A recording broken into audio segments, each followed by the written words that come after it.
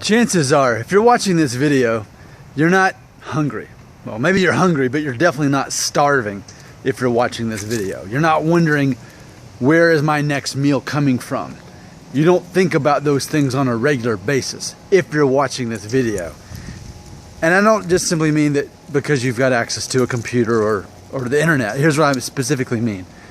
If you're watching this video, some part of your brain is making you think about hair loss that you're actually encountering or may encounter eventually. Okay, so here's the concept that worrying about hair loss is a first world problem. That's the concept here. How have I not done a video about this yet? I'm kind of surprised I haven't. But it is true, and let's embrace that thought there. It's a first world issue. It's for those of us who don't worry about where our food's coming from.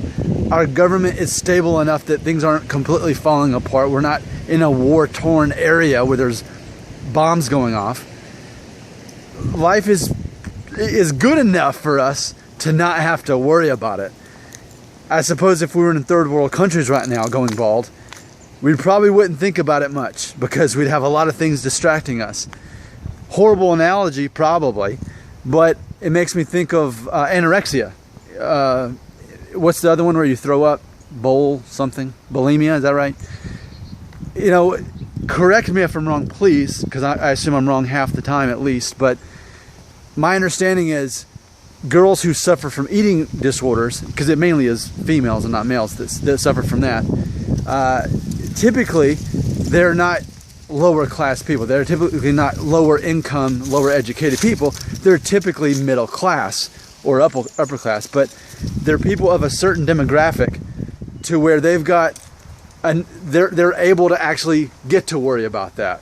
Whereas people who are of lower income levels, those aren't people you see with I guess, because what is it? It's a disease? Is that right? Like a mental disease when you're that obsessed with being skinny enough?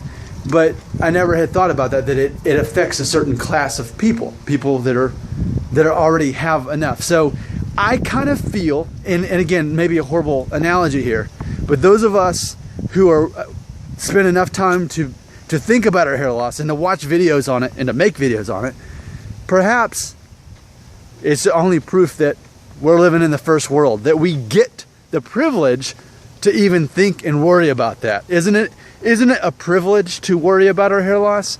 I think for the rest of the world, it's not something that comes up in their thought process very often. I could be wrong. Correct me if I'm wrong. But as for now, I'm Nick Shell, and I'm the internet receding hairline guy.